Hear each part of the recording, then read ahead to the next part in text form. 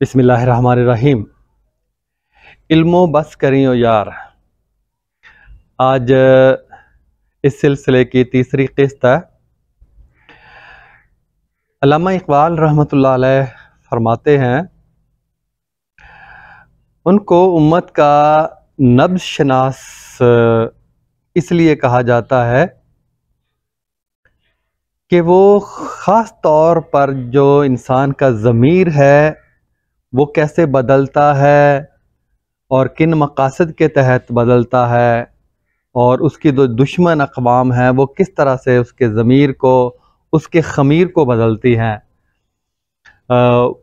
उसकी ख़ास तौर पे, और उसकी अना कैसे ख़त्म होती है, ख़ुदी कैसे ख़त्म होती है,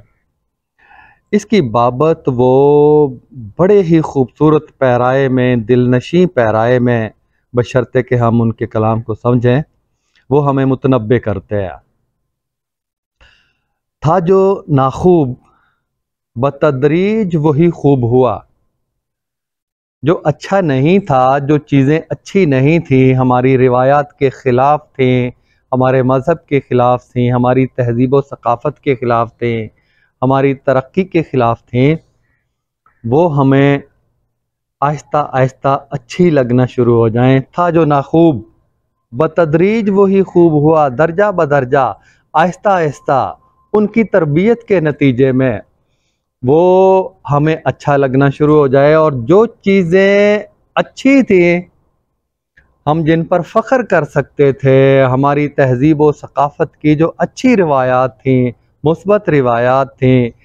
उनको आहिस्ता आहिस्ता वो हमें बुरी लगना शुरू हो जाएं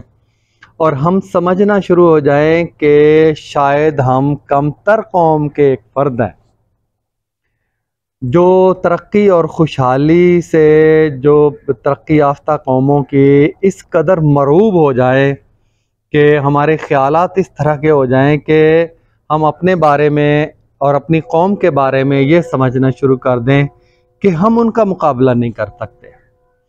तहकीक, तख्लीक और ईजादात हमारे बस की बात नहीं है, ये तो उन्हीं का काम है। जब ये इंसान समझना शुरू कर देता है तो वो इंसानियत के पस्तरीन दर्जे पर आ जाता है। और जो तरक्की याफ्ता अक़वाम हैं, जो हमें तरक्की नहीं करने देना चाहती, हमें तहज़ीबी एतबार से, हमें सक़ाफ़ती एतबार से जो हमें मज़बूत नहीं होने देना चाहती, हमें अक़ीदे पर, खुदा और उसके रसूल पर जो अक़ीदा है, यकीन है, उसमें पुख्तगी जो हमें ईमान की ताकत से सरफराज करती है, उसमें हम किस तरह से कमज़ोर रहें, ये वो चीज़ें, ये मकसद होता है उन कौमों का जो हमारे निसाब को बदलती हैं, हमारे असातिज़ा को इस नहज पे तरबियत देती हैं। उनके मकासद में से सबसे बड़ा मकसद ये होता है कि ईमान की कमज़ोरी भी इनके अंदर आ जाए, तहज़ीबी और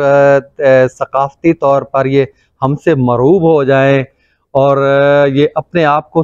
कमतर समझना शुरू कर दें। एहसास कमतरी इनकी नस नस में समा जाए, ये सबसे बड़ा उनका मकसद होता है, जिससे वो बेदरेग पैसा खर्च करते हैं, हमारे असातिज़ा को तरबियत देते हैं, हमारे जर्नैलों को तरबियत देते हैं, और जो निसाब बदलते हैं, तरीक़ा तदरीस वो इस अंदाज़ का अपनाने के लिए कहते हैं जो तहकीक, तख्लीक और ईजादात के दरवाज़े बंद करे, हमें महकूम बनाए, मजबूर महज़ बनाए, हमें लाचार बनाए और हमारी तहज़ीब व हमारे ज़मीर को मुर्दा कर दे, हमारे ख़मीर को बदल दे, हमारे ज़मीर को मुर्दा कर दे। ये उनका सबसे बड़ा मकसद होता है। देखें, था जो नाखूब बतदरीज वही खूब हुआ,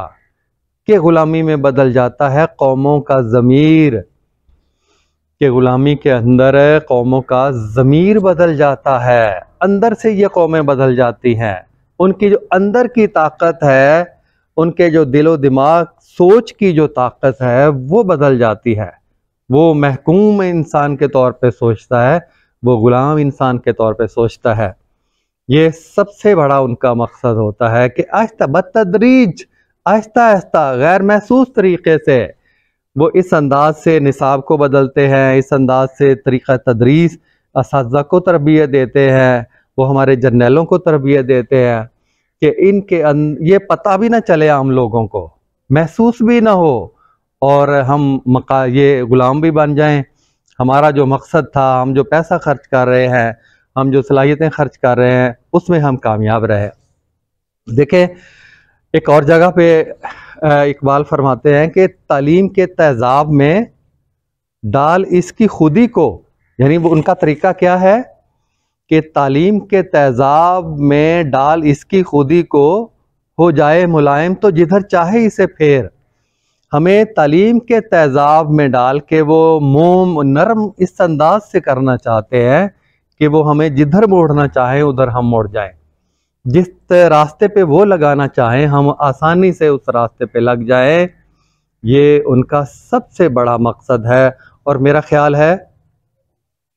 कि आज का जो दौर है, वैसे तो सारे जो पिछले अदवार हैं, हम 150 साल 200 साल अंग्रेज़ की ग़ुलामी में रह चुके हैं और उस ग़ुलामी के दौर में ही इकबाल ने जो ये सारी चीज़ें हमें बताई हैं कि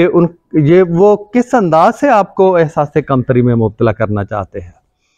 तो इसके लिए फिर वो अपने ख़जाने के दरवाज़े खोलते हैं। इसके लिए फिर उनको चाहिए होते हैं अफराद।